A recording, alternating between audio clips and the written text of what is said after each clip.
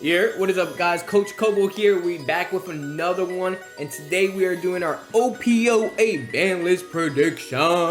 If you don't know, OPO8 is coming to America around September 13th. I think is pre-release date, and we're just about a month away from that. It is August 7th at the time of me recording this, so we're gonna get into it today. And if you don't know, the OPO8 ban hammer list is coming out next week on August 12th. So on Monday, you will go on your phone, be like, what is gonna be in? And basically what's gonna happen is Japan's gonna release something and it's gonna be like, hey, this is what's coming up for the upcoming OPO9 ban list. So that means that in Japan it is going to take effect at the start of OPO9, if not effective immediately. They haven't done something like that yet, but they could.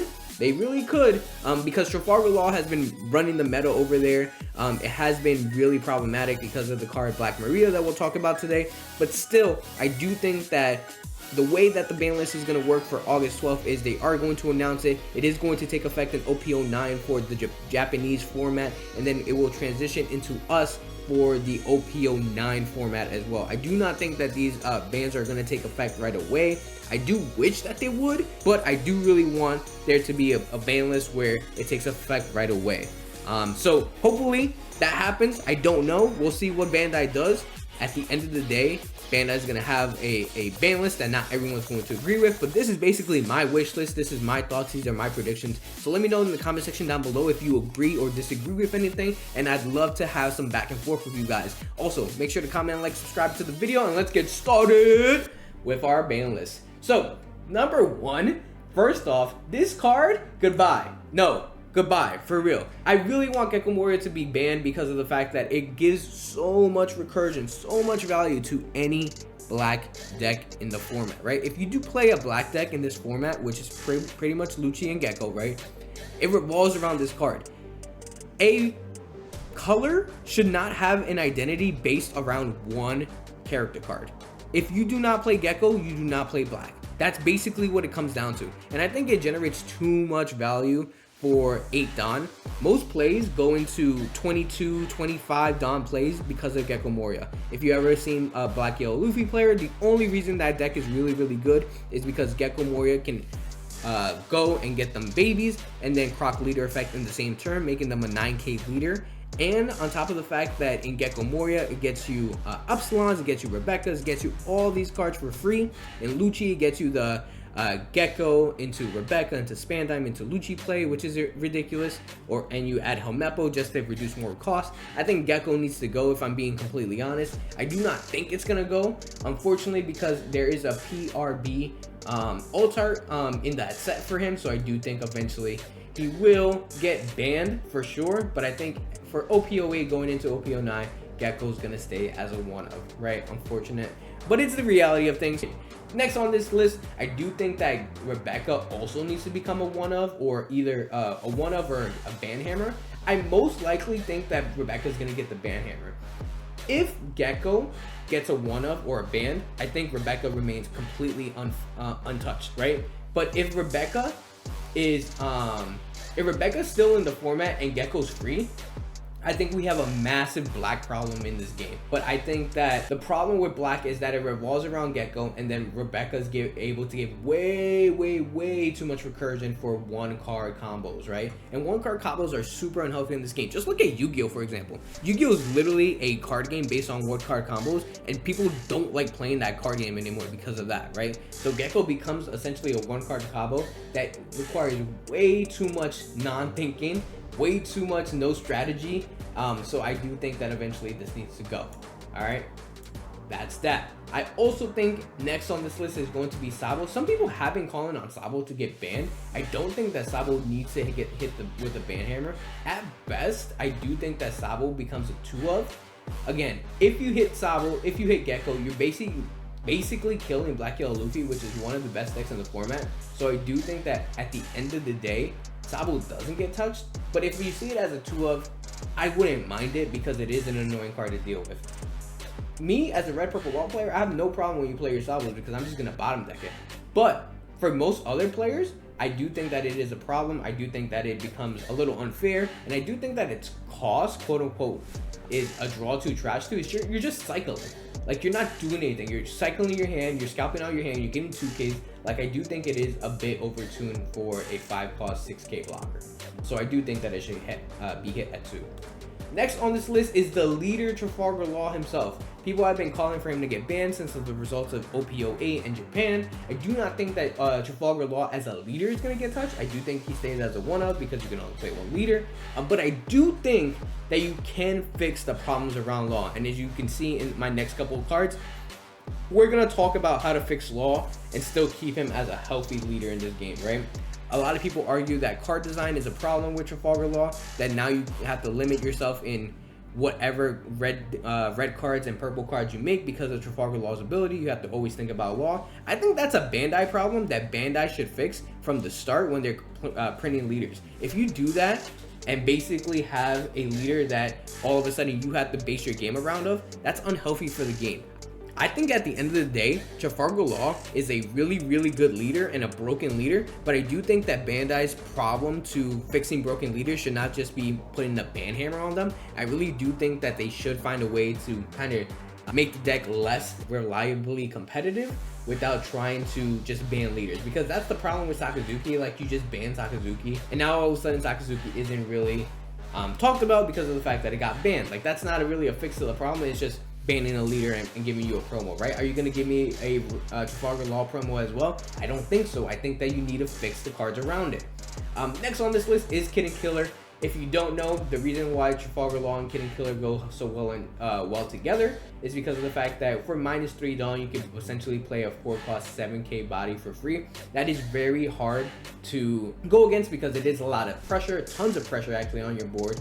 And I think that this card honestly only works really, really well in Trafalgar Law. So I do think if you touch Law, this card remains unscathed. If you don't touch Law and you don't touch anything in Law, I do think that Kid and Killer should probably go to a 2 or 3 of. But as of right now, assuming that Law gets touched in some other way, I do think that Kid and Killer remains unscathed. Next on this list, I do want to talk about Vinsmoke Reiju. And I've talked about this in the Red Purple Law community. I think it's really tough if you're a Red Purple Law player to play this game and not see Reiju at all, right? Reiju's actually one of our only draw powers in the game for Red Purple Law. It's Reiju and Queen, right? And if you don't see Reiju, I feel like you're in a really bad position because, again, all your combo pieces are in your deck, right? And you don't really have access to search for them. So I think if you really want to fix Trafalgar Law, you should probably hit Reiju. Again, I know this hurts the Vinsmoke Reiju deck, but at this point, no one's playing that deck because Trafalgar Law is gatekeeping it. So I think Reiju should probably go to like a 2 or 3 of. It would really hurt the consistency in Law. I think it would fix the problem. So I'm going to say for right now, you should put Reiju as a 3 of. And that's my hot take for Trafalgar Law. Next on this list, and the reason why everyone's calling for Trafalgar Law to get banned is because of the fact that Black Maria is existing in OPO8. I truthfully think that they should just auto ban this card and keep all the Red Purple Law players unscathed outside of that. I don't think that's going to happen. I do think in order to help this card see play and still have an OPO8 market, because everyone's going to want to pull this card when OPO8 comes to America, I think you make it a 1 of right now, right?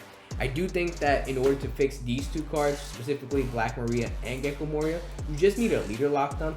But again, knowing Bandai's trends and trajectories, they do not print cards and then reprint them with new text, right? So essentially, if Black Maria and Gecko Moria were to be leader locked, it would fix the problems for both of these cards, but I don't think it's going to happen. If Black Maria does not get leader locked, I do think that eventually it starts at 1 and then will work its way up to being banned because it's so good in Trafalgar Law. Or this could happen, you could start as a 1 of and then Trafalgar Law gets banned and then Black Maria goes back to 4 because I don't think any other deck will abuse this too much. So that's basically where we're at with Black Maria. Next on this list is going to be Promo Gordon. Unfortunately, I do think that Promo Gordon is going to get hit. I don't know how much going into OPO8. I do think that you have to play 8 of this card essentially. You have to play Gordon and raise max at 4 of for OPO8. So I think one way to hurt the consistency of Red Purple Law again is to either make it a 2 of or outright ban it. If you do ban Gordon, it again hurts the consistency of Law super well because now Red Purple Law can leader ability every turn and get recursion back for free. I do think a workaround for this would just be playing Fire Fist or playing Tony Chopper. So I don't know if this fixed the red purple law problem too much, but it is a 1 cost 3k reducer that is super healthy in any deck outside of red purple law. But because red purple law exists, I think this is going to get banned for sure.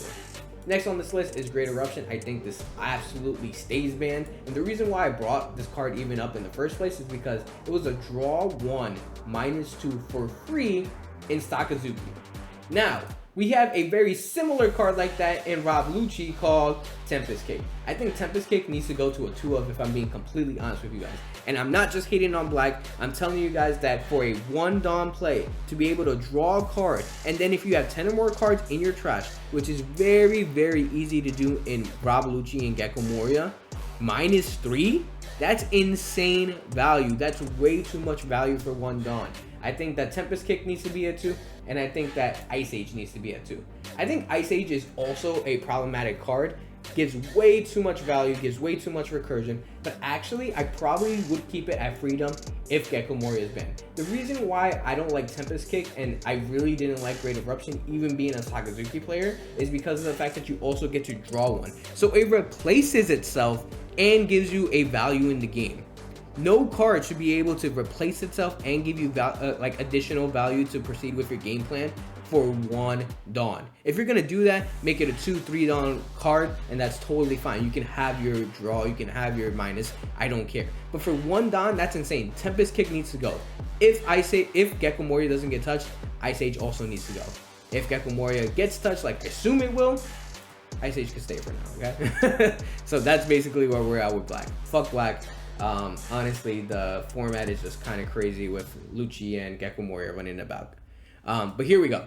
Now, next in this list is going to be Reject. I've been seeing people call for Reject to come back. I really don't think Reject is ever going to come back because Bandai did us a favor by making sure that Reject didn't come into full force when Katakuri was running amok in OP06, and then just kind of put the ban hammer on it, right? Katakuri is not really a deck that can do much anymore because it can't play Lin Lin into Reject and go for a game most times, and I think it's a healthy thing to stay on the ban list.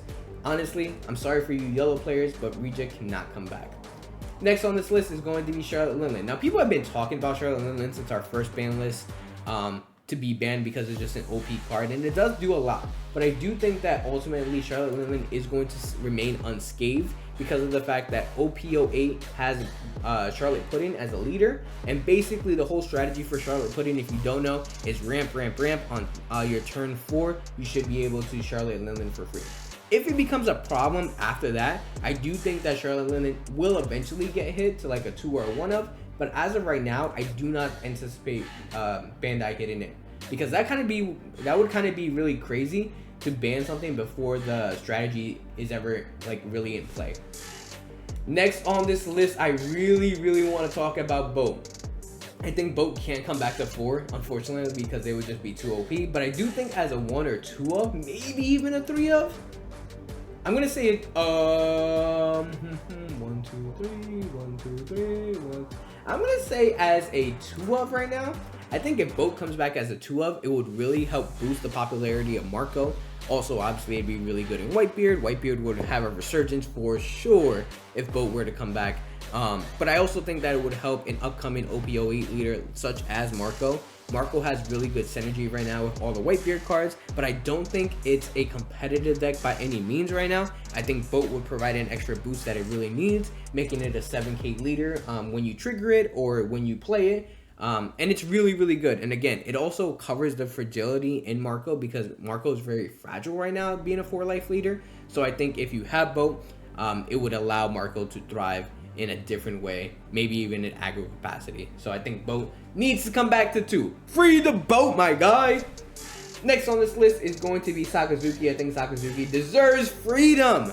I think Sak deserves freedom. Honestly, with all the power creep in this game, I don't like the fact that Bandai banned a leader straight out and said, hey, this is how we're going to fix this problem. I think Sakazuki deserves freedom. I ultimately don't think Sakazuki is actually going to get free. But I would love to see Sakazuki back in this meta. I would love to see a Sakazuki versus Trafalgar Law versus a like Marco Whitebeard format. Like, that would be insane. I don't think it's going to happen, but free Sakazuki, man. Free Sakazuki. And then lastly on this list, for whatever reason, people have been calling for Hody Jones to get banned. Those are the people that have lost to Hody Jones in green and blue decks.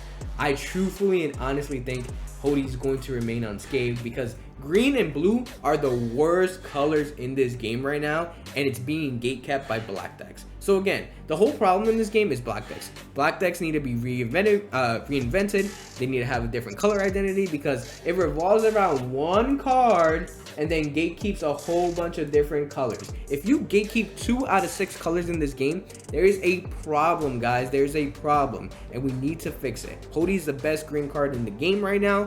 I don't think it needs to be touched. I think green needs to have some time to shine. That's basically it. That's my tier list prediction. Let me know if you have any agreements, any disagreements. If you want to fight me in the comment section below, I'm ready. Let's get banging. And that's basically it, guys. Coach Kobo back here with another one.